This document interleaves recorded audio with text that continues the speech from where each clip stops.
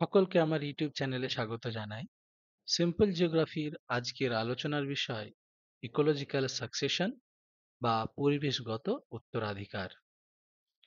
Ecological succession বা পরিবেশগত উত্তরাধিকার তো এটি একটি প্রক্রিয়া যার মাধ্যমে প্রাকৃতিক জীব সম্প্রদায় সময়ের সাথে সাথে একে অপরকে প্রতিস্থাপন করে বা উত্তরাধিকার লাভ করে। মানে একটা যে প্রাকৃতিক যে জীব সম্প্রদায় আছে তারা করে কি সময়ের সাথে সাথে একে অপরকে প্রতিস্থাপন করে, সরিয়ে দেয়, ডিসপ্লেস করে দেয় এবং সেই জায়গাটাকে তারা অধিকার করে, এর ফলে উত্তরাধিকার লাভ করে। ইকোলজিক্যাল সাকসেশন বলা হয়।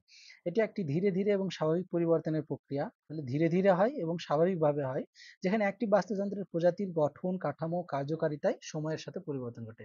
তো এটা কিভাবে কি হয়, ওই যে জীবটা বললাম সেই জীবটার গঠন, কাঠামো, কার্যকারিতা, ফাংশন ইন দ্য ইকোসিস্টেম, এগুলো তাদের ধীরে ধীরে সময়ের সাথে সাথে চেঞ্জ হয়। উদাহরণস্বরূপ বলা যেতে পারে, একটা জমি দীর্ঘদিন ফেলে রাখা হলো।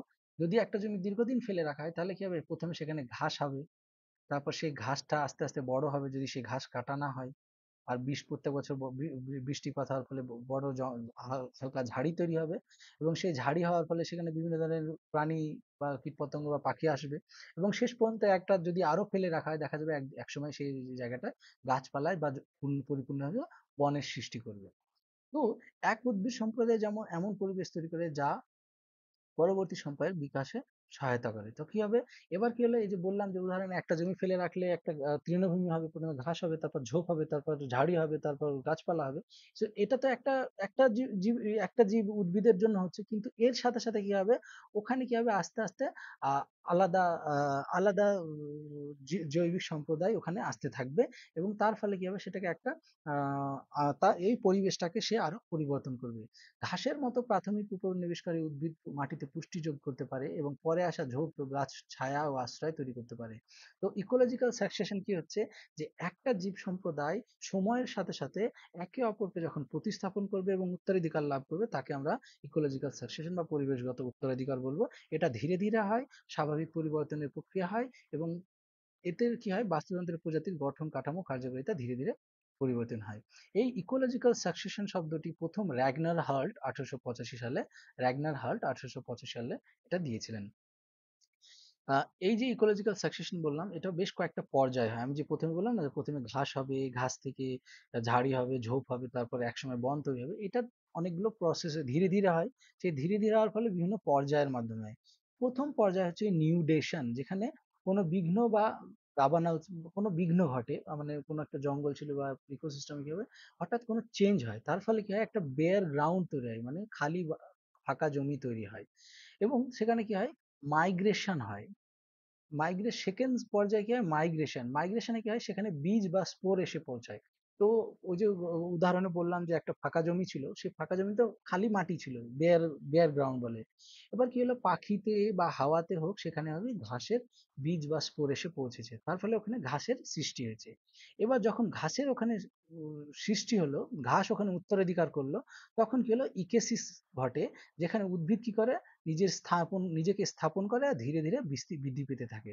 তো প্রথমে বিঘ্নতা হয়, ফলে একটা বেয়ার গ্রাউন্ড তৈরি হয়, তার ফলে আস্তে আস্তে ওখানে মাইগ্রেশন করে কারা, সিডস মাইগ্রেশন করে বা স্পোর মাইগ্রেশন করে, তার ফলে ইকেসিস ঘটে, যেখানে উদ্ভিদ কি করে, উদ্ভিদ তার নিজস্ব স্থাপন করে এবং আস্তে আস্তে বৃদ্ধি পায়। তারপরে শুরু হয় কম্পিটিশন বা প্রতিযোগিতা, যেখানে স্থান, আলো, পুষ্টির জন্য প্রজাতিরা নিজেদের মধ্যে প্রতিযোগিতা করতে লাগে। তো প্রথমে ওখানে ঘাস সৃষ্টি হলো যখন, তো ঘাসের ফলে কি মাটিগুলো জমাট বাঁধতে লাগলো, মাটিতে পুষ্টি আলাদাভাবে আসতে লাগলো। এবার কি হলো, যে সব দেখা গেল যে সেই স্থানে কিছু ঘাস আলো পাচ্ছে, কিছু ঘাস আলো পাচ্ছে না। তো যে ঘাসগুলো আলো পেলো তারা ভালোভাবে গ্রো করতে লাগলো, যারা আলো পাচ্ছে না তারা আস্তে আস্তে মারা গেল। তো একে অপরের সাথে সেখানে কি হলো, প্রতিযোগিতা শুরু হতে লাগলো। এবার যখন সেই জায়গাতে হালকা গাছ সৃষ্টি হলো, ঝাড়ি সৃষ্টি হলো, তখন ঘাসগুলো আস্তে আস্তে আলো পেতে পাচ্ছে না, তখন ঘাসগুলো আস্তে আস্তে কম্পিটিশনে হেরে গেল। তখন কি হবে, ঝাড়ি সৃষ্টি হবে। তো একে অপরের সাথে কম্পিটিশন হবে, একটা একটা প্রজাতি আর একটা প্রজাতিকে দেখা যাচ্ছে আস্তে আস্তে কি করছে, প্রতিযোগিতায় হারিয়ে দিচ্ছে এবং নিজে সেখানে স্ট্রাগল ফর এক্সিস্টেন্সে এক্সিস্ট করছে। তারপর কি হয়, রিয়াকশন হয় তারপরের পর্যায়ে, যেখানে জীবগোষ্ঠী পরিবেশে পরিবর্তন আনে। এবার কি হচ্ছে কি, যখন কম্পিটিশনে সে বেড়ে গেল, উত্তরাধিকার পেলো, সে করলো কি, আস্তে আস্তে কি করবে, সেই পরিবেশে হালকা হালকা হালকা পরিবর্তন হবে। যখন ঘাস এলো, সে করলো কি, সেখানে মাটিতে পরিবর্তন এলো।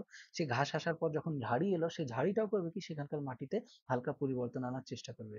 এর ফলে কি হবে, একটা সময় কি হবে, সেটা স্থিতিস্থায়ী বা স্যাচুরেট হয়ে যাবে, স্টেবিলাইজড হয়ে যাবে, যেটাকে ক্লাইম্যাক্স সম্প্রদায় বলা হয়, যেখানে আর তারপরে কোনো পরিবর্তন আসবে না। ঠিক আছে, এটা ক্লাইম্যাক্স কমিউনিটি নিয়ে পরের স্লাইডে আমরা আলোচনা করছি। আহ, তো উত্তরাধিকারের যে গতি নির্ধারণ, এই যে ইকোলজিক্যাল সাকশন বললাম, এটা কি কিভাবে, এটা কিসের দ্বারা প্রভাবিত হয়? একটা হচ্ছে আবহাওয়া, ক্লাইমেট, দুই হচ্ছে হিউম্যান ইন্টারফারেন্স বা মানবীয় হস্তক্ষেপ, তিন হচ্ছে বীজের বিস্তার বায়ু বা প্রাণীর মাধ্যমে, এর মাধ্যমে বিস্তার হয়। তো এই যে ইকোলজিক্যাল সাকসেশনের পর্যায়গুলো কি, প্রথম হচ্ছে নিউডেশন, যেখানে বেয়ার গ্রাউন্ড তৈরি হয়, দ্বিতীয় হচ্ছে মাইগ্রেশন, যেখানে বীজ বা স্পোর এসে পৌঁছায়, তৃতীয় হচ্ছে ইকেসিস, যেখানে উদ্ভিদ তার স্থাপনা করে, চতুর্থ হচ্ছে প্রতিযোগিতা বা কম্পিটিশন, তারপর রিয়াকশন, তারপর স্টেবিলাইজেশন, ফাইনাল স্টেজ। তো আহ, এই যে ইকোলজিক্যাল সাকসেশন বললাম, এই ইকোলজিক্যাল সাকসেশন মূলত দুই ধরনের হয়, primary succession and secondary succession. Primary succession কি হচ্ছে, এটি নতুন ভাবে ঘটে, একদম শুরু থেকে স্ক্র্যাচ থেকে হয়। তো একটা বেয়ার গ্রাউন্ড ছিল, জীবশূন্য এলাকায় কি হলো, আস্তে আস্তে আস্তে আস্তে তৈরি হতে থাকে। তো খালি পাথর, আগ্নেয়গিরি, লাভা, বালির টিলা এইসব এলাকায় হয়। এর আগে সেখানে কোনো ধরনের জৈব সম্প্রদায় ছিল না। তো ওটা প্রথম শুরু হচ্ছে ওই জায়গাটাতে। এটি একটি ধীর প্রক্রিয়া, শত শত বছর ধরে হয়। এবং এখানে পাইওনিয়ার প্রজাতি দেখতে পাওয়া যায়। পাইওনিয়ার প্রজাতি মানে যারা প্রথম আদি ধরনের প্রজাতি, যেমন লাইকেন, শৈবাল, এরা সর্বপ্রথমে এই এলাকায় এসে বসতি স্থাপন করে। কোথাও অনেকদিন ধরে খালি পাথর বা খালি মাটি পড়ে আছে, বা আগ্নেয়গিরির লাভা অনেকদিন ধরে ক্ষয়ে ক্ষয়ে সেটা মৃত্তিকায় পরিণত হয়েছে, বা বালির টিলা আছে, সেখানে কি হবে, প্রথমে হালকা লাইকেন বা শৈবাল তৈরি হবে। এরা কি করে, এরা বিনা মাটিতে বাঁচতে পারে, তো পাথরে বা বেয়ার গ্রাউন্ডে এরা আস্তে আস্তে গ্রোথ করবে। তো এদেরকে পায়োনিয়ার প্রজাতি বলা হয়। অনেক সময় প্রশ্ন আসে, পায়োনিয়ার প্রজাতির উদাহরণ লেখো। লাইকেন বা শৈবাল যেগুলো, এগুলো হচ্ছে পায়োনিয়ার প্রজাতি। এবার এবার এরা যখন ওখানে তৈরি হয়, আস্তে আস্তে ওরা তৈরি হয়, বংশ বিস্তার করে, মরে যায়, তো পচনে মাটির সৃষ্টি হয় আস্তে আস্তে। তার ফলে কি হবে, যখন তারা মরে যাবে, মাটির সৃষ্টি হবে এবং মাটিটা একটু সম্পৃক্ত হবে মৌল দিয়ে, তখন কি হবে, আরেকটু বেশি সংখ্যক উদ্ভিদ যেমন ঘাস এখানে এসে এলাকায় ঘাস তৈরি হতে লাগবে হবে, এবং একে অপরকে তারা কি কম্পিটিশনে হারিয়ে নিজেরা উত্তরাধিকার করতে থাকবে। শেষ পর্যন্ত কি হবে, পর্যাপ্ত পরিমাণে মাটি তৈরি হওয়ার ফলে পুষ্টি অনেক বেড়ে যাবে, ফলে একটি ক্লাইম্যাক্স সম্প্রদায়, ফাইনাল একটা জীব সেখানে দেখা যাবে, একটি বন গঠিত হবে। যদি এই পর্যায়ের পরে কোনো বিঘ্ন ঘটে, তাহলে তাকে সেটা দ্বিতীয় সেকেন্ডারি সাকসেশন হবে। যখনই এই ক্লাইম্যাক্স হবে, তারপরে যদি কোনো ধরনের আগ্নেয়গিরি বা অগ্নুৎপাত বা আহ, ভূমিকম্প বা বন দাবানল এসব হয়, তার ফলে কি হবে, আবার নতুন ভাবে শুরু হয়, সেটাকে বলা হয় সেকেন্ডারি সাকসেশন বা দ্বিতীয় দ্বিতীয় উত্তরাধিকার। তো এটা হচ্ছে প্রাইমারি সাকসেশনের মানে গ্রাফিক্যাল প্রেজেন্টেশন, যেখানে দেখা যাচ্ছে প্রথমে বেয়ার রক ছিল, তারপর সেখানে লাইকেন, আস্তে আস্তে লাইকেন সেই রকের উপর জন্মালো, এবং সেই লাইকেন গুলো ইন্টারাক্ট করতে করতে তারা মরে যাওয়ার ফলে মরছে আর গ্রোথ হচ্ছে। তার ফলে কি হলো, এখানে পুষ্টি স্থিত মৃত্তিকা তৈরি হলো। মৃত্তি যখন তৈরি হলো, তখন হালকা হালকা ঘাস আসতে লাগলো। তারপর ঘাস থেকে মানে লং টার্মের ঘাস আসতে লাগলো, ঝাড়ি ধরনের গাছ আসতে লাগলো।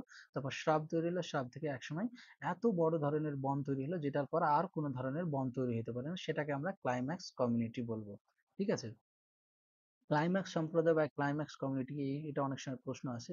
এটি একটি স্থিতিশীল বা পরিপক্ক জীব সম্প্রদায়। তো আমাদের যে সাকসেশন ঘটছে বা উত্তরাধিকার ঘটছে, সেটার ফাইনাল স্টেজ হচ্ছে ক্লাইম্যাক্স কমিউনিটি। এই ক্লাইম্যাক্স কমিউনিটিতে এরপর আর সেই জীব সম্প্রদায়ের কোনো ধরনের উত্তরাধিকার হবে না। এটি উত্তরাধিকারের চূড়ান্ত ধাপ, বিঘ্নিত না হলে দীর্ঘকাল একই ধরনের থাকে। এরা সাধারণত দীর্ঘজীবী প্রজাতির হয়, যেখানে স্থানীয় জলবায়ু ও মাটিতে অভিযোজিত ক্রান্তীয় রেন ফরেস্ট, উষ্ণমণ্ডলীয় বন, প্রবল প্রাচীর এরা। ক্লাইম্যাক্স কমিউনিটির যে ধারণা, সেটা ফ্রেডরিক ক্লেমেন্ট দিয়েছিলেন, এটাও মনে রাখার একটা বিষয়। ঠিক আছে, এবার আসি দ্বিতীয় দ্বিতীয় শ্রেণীর উত্তরাধিকার বা সেকেন্ডারি সাকসেশন। এটি ঘটে এমন এলাকায় যেখানে পূর্বে একটি জীব সম্প্রদায় ছিল, এর আগে একবার সাকসেশন হয়েছে এবং কিন্তু কোনো কারণে তা বিলুপ্ত হয়েছে। তা সে কারণগুলো হতে পারে ফরেস্ট ফায়ার হোক, বা দাবা আগ্নেয়গিরির উৎপাত হোক, বা ভূমিকম্প হোক, এসবে।